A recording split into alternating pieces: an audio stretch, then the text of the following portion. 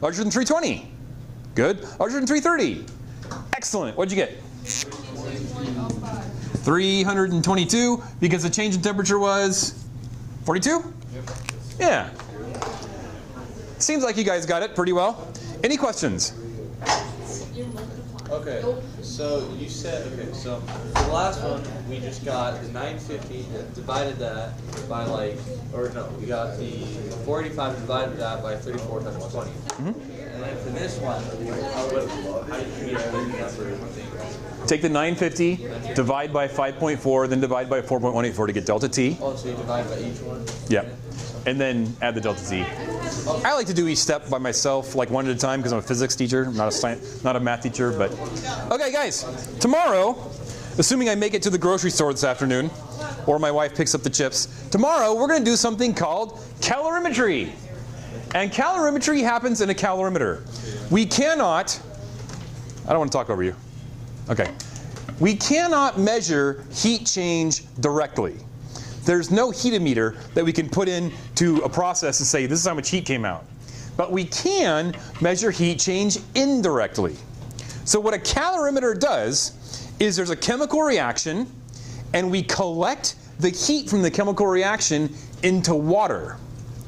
And then we measure the temperature change of the water.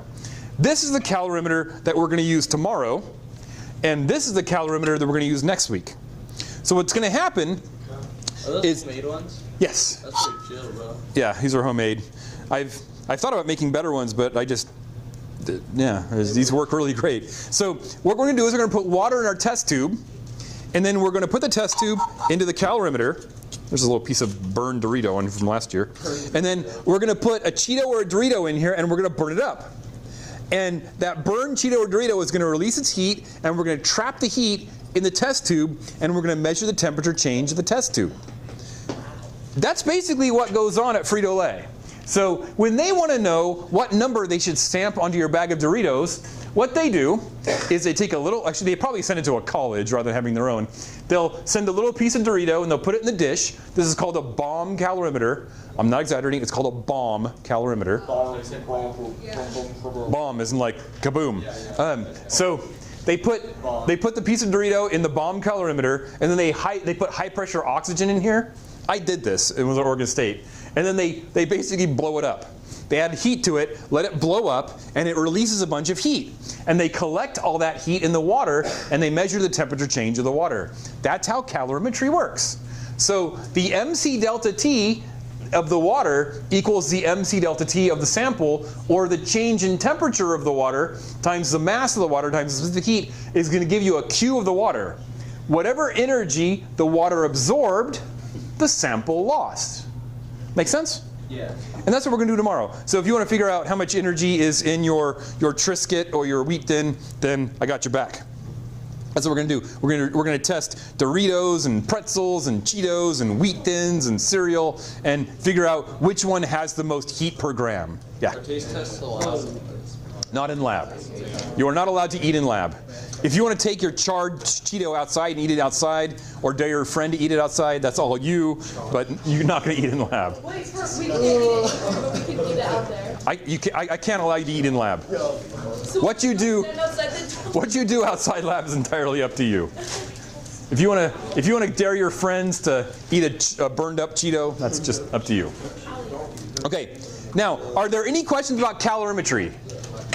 So next week we're going to use these calorimeters, which work really great for trapping heat from chemical reactions, which is what we're going to do. We're going to do a chemical reaction in here and trap the heat. They don't do so well with burning things because they're styrofoam, but they work really well for chemical reactions. Okay, now we need to change gears. You're going to go to a picnic out on Lake Mead. It's July. It's really hot. It's 120 degrees out on Lake Mead. So you want cold drinks, so you go to 7-Eleven and you buy a block of ice. Okay. Now, that block of ice is not sold to you at 0 degrees Celsius because they want you to be happy with your block of ice, and they also want the block of ice to last a long time. So they store the ice, this is going to represent the ice, they store the ice at -10 degrees Celsius. Make sense? Okay, what is the melting point of solid ice? 0 degrees. So if you put your block of ice into your cooler, it's going to start absorbing heat from the environment. What's the first thing it's going to do? No. I told you the block of ice is at -10 degrees. What's the melting point of solid ice? 0. So what's the first thing it's going to do? It's going to start to warm up. Exactly. So if we were to graph the temperature of our block of ice versus heat added, I strongly recommend you copy this down. If you were to graph the temperature of the ice versus the heat added, it's going to give us a line. What do you think the shape of the line is going to be? Yeah, most of you are like this way, and that's exactly what it's going to look like. So you got your ice down here at -10, and it starts absorbing energy. It doesn't start melting because the melting point is 0. So it doesn't start melting until it gets to 0 degrees Celsius.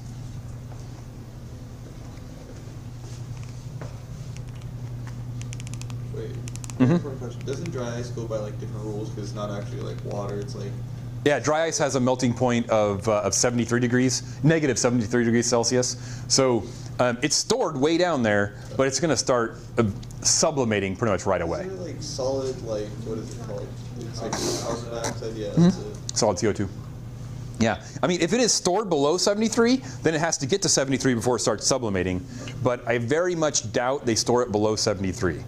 They probably still stored at -30, -40. So it's probably sublimating. Actually, I know for a fact it's sublimating in the store. Because if you buy the dry ice on Thursday, it's delivered on Friday. If you buy the dry ice on Thursday, it's like a 5-pound block. If you buy it on Friday, it's like an 8-pound block. So it's sublimating during the whole week. Okay, so back to our block of ice. So our block of ice is absorbing energy until it gets to 0 degrees. Now here's the crazy thing. At 0 degrees, the solid block of ice is in equilibrium with liquid water. Remember we learned about physical equilibrium? So as it absorbs energy, what is it going to do? It's going to melt, and it's not going to raise its temperature. All the energy that the block of ice absorbs is going to go to melting the solid ice. So if you looked at a graph like this of temperature versus heat added, as you add heat, what's the line going to look like? Exactly, it's going to be a straight line because the temperature is not going to change. If you like labels, let's label this. We're going to label the oblique line as warming and the horizontal line as melting. Would it be melting and freezing at the same time though? So Yes. Stay the same. Yeah, because it's an equilibrium. It will be melting and freezing at the same time, but it's still going to be absorbing more energy. It's not going to be at a stable energy state. Yeah. So if it was a stable energy state, it would melt and freeze at the same time. But because it's constantly absorbing more energy, there's going to be more melting than freezing. Oh. But yes, there will be both melting and freezing at the same time. Okay, so we've melted our block of ice. Now our block of ice is liquid water. But it's 120 degrees Fahrenheit. It's like 40 degrees Celsius out there. What's going to happen to our liquid water? It's going to start to warm up. Okay. So what's the line going to look like when it starts to warm up? It's going to look like this. And just for poops and giggles, we're going to say we're going to go ahead and bring it all the way to the boiling point. Okay. It's going to warm. It's going to warm up again. And it's going to warm up all the way to liquid water's melting point, or boiling point, which is 0 degrees Celsius. Obviously not to scale. No, that's definitely scale. Yeah. Otherwise it would be like, off the screen. Or you have to make the 10 degrees like, this is teeny tiny. Okay, so that's the crazy thing. That's the gist of this idea is, during a phase change, all of the energy goes to the phase change. And phase changes and the warming happens at different times. And they have different formulas. The formula for warming is our MC delta T. And the formula for phase changes is just ML. Q equals ml. Okay. Now, I didn't tell first period this, I'm going to tell you. What is the formula, math formula, general formula for a line? Y equals mx plus b. I love you guys. Y equals mx plus b. You're just parroting it back. Y equals mx plus b. Great. So y in this case is temperature, delta temperature, and x is heat given. And then if you inverted the axes, you can actually invert the axes. You know this, right? You can say x equals 1 over my. I won't do it for you. What is the slope? What's the slope? If this is our x value and this is our y value, what's the slope?